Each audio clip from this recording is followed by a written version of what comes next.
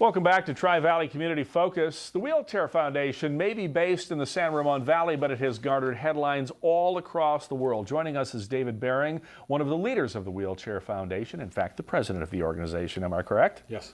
David, welcome to our program. We assume that everybody knows what the Wheelchair Foundation is, but a lot of people probably don't. In a nutshell, what is it? The Wheelchair Foundation's mission is to provide mobility to as many people as possible around the world that can't afford to purchase wheelchairs on their own. And to date, we've given out close to 800,000 wheelchairs in 153 countries. Why did this come about? It came about mainly by accident. Nobody in my family ever needed a wheelchair, but my father had been traveling to different parts of the world with his own plane, taking humanitarian aid supplies, and then he was asked to take wheelchairs, canes, and crutches over to the Bosnia area. And when he was asked to actually distribute the wheelchairs with the people, it had such an impact on him because he changed somebody's life immediately. Yeah. It was tangible. He could see that person who was crawling on the ground now suddenly be able to move on their own.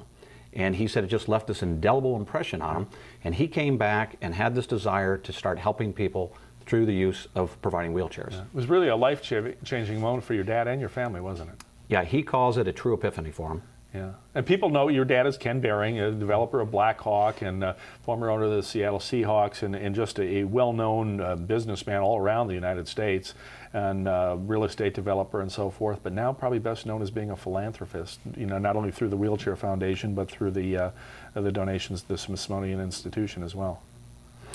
Yeah, he got to a point in his life where he said he had made a substantial amount of money and he wanted to start giving back. He felt that he had gotten to this point where what else is there? And it inspired him to write a book called Road to Purpose. Yeah. And he felt that when you reach that age where you no longer had to have all the material possessions, it was time to start giving back. And he felt so much better about helping people that were less advantageous than him. So let's fast forward a little bit then. The Wheelchair Foundation was launched, and you and your dad and your other family members have made numerous trips all around the world, 800,000 wheelchairs. Where is the effort today? The effort is still in all undeveloped nations. We've given about 30,000 to the United States, and we try to help people in the United States, but we have an excellent healthcare system in spite of what you might hear in politics. When you travel abroad to different regions in Africa, Asia, and Latin America, the healthcare is deplorable. And people are left out to care for themselves. There is no government support for them. So we step in to try and provide mobility to these people that have nowhere else to turn. Yeah. Now you have a lot of other organizations that help out. I mean, I spoke to a lot of Rotary clubs. I know you're an active Rotarian, and the Rotary clubs are now helping with the Wheelchair Foundation. How does that work, and how can other people help? Well, we're non-denominational. We work with all types of religious organizations, Catholic organizations, Presbyterian, Jewish charities. We've worked with the Mormon Church for a long time. We work with service organizations such as Rotary. Yeah. Rotary's been one of our biggest supporters through the years. And we want to partner with anybody that we can in order to help provide this mobility. We work with different government agencies, a wide variety of organizations. I'm curious, I know a lot of different philanthropic organizations, charities, nonprofits have really been hit hard because of the economic downturn. And of course, the economy is not just bad in the United States. This was a worldwide economic crisis. How has that affected the Wheelchair Foundation? Well, it's had a definite impact. Most charities that I've talked to are down anywhere from 30 to 50%. Yeah. When you have this much unemployment, everybody is much more cautious about spending. They might still donate to their favorite charity, but instead of giving $100, they maybe only give $25. Right. So we still see people giving, but not at the levels that they were before. So it's having a very large impact on charities. You know, it's interesting because we've experienced the same thing with the Tri-Valley Community Foundation, you know, and many of the organizations under the umbrella we serve. And you hear people in the community saying that very thing. They say, boy, I gave $100 last year, but this year I can only afford 20 and I'm embarrassed, so I don't want to give 20. And so they don't want to give them. What we're saying to people is, give what you can. Even, you know, the little bit, those $20 contributions add up, don't they? Everything helps, Mark. It's real important. There are so many people out there that need your help. And if you can afford to give some, you know, try to. It'll make you feel better, especially during the holiday season. And we see the food banks, you know, their demand is so high now and their supplies are down. So I tell people, do what you can to help others. If you're in a position, you know, try to assist. All right, David, thank you. We do have to take a break, and when we come back on Tri-Valley Community Focus, we'll talk more about the work of the Wheelchair Foundation, so stay with us. We are back on Tri-Valley Community Focus. Let's resume our discussion with David Behring, president of the Wheelchair Foundation. It's good to have you here, David. And I wanted to talk about something that you showed me, that you have certificates, and you can tell us about this with photos of people in. But if somebody makes a donation to the Wheelchair Foundation, they get one of these certificates with the photo. Explain what the purpose of this is. Yeah, when somebody makes a donation of $150, which is the cost to sponsor one wheelchair, we will send them a certificate of a wheelchair recipient, and then they can personalize the certificate on the side.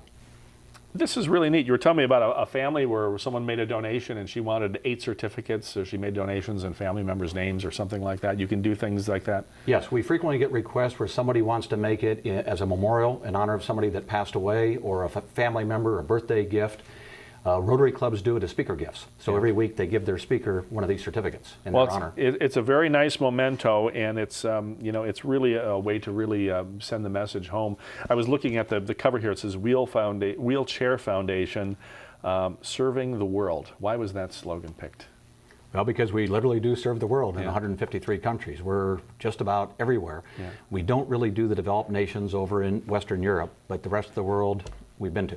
Yeah, has it become bigger than you ever thought? I mean, it's yeah. Here you are. You're here in the San Ramon Valley where you're based, and from China to Bosnia and many places in between, these wheelchairs are there.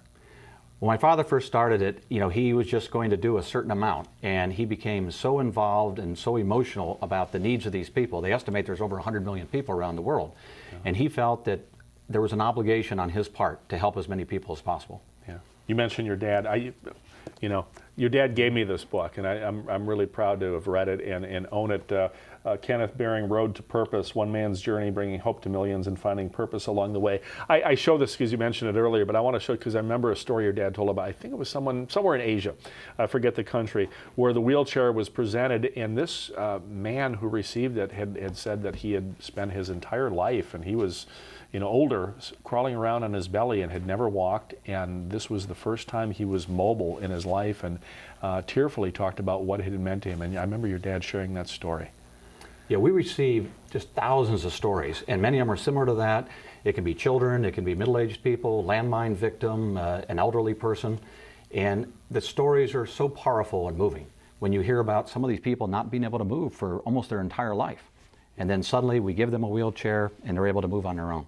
Where do you see this going in the future? I mean, your parents are passing the torch to the kids in the family and our grandchildren. Where do you see the Behring family and the Wheelchair Foundation being 10, 20, 30 years from now? What are your goals, your hopes? Well, philanthropy has always been very important to our family, and my father has helped to instill that over the last 20 years through what we do with the Smithsonian. He works with a principal leadership group over in Berkeley. He's working on museums over in China, and of course the Wheelchair Foundation.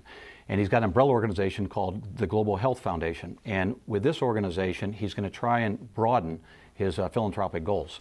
So we plan to continue doing a lot of philanthropic work.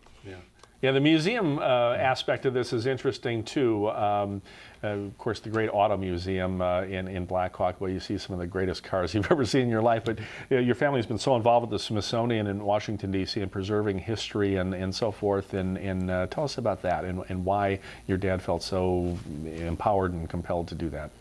Well, there are 2 museums in Washington that we've assisted. One is the National Museum of Natural History, and the other is the National Museum of American History.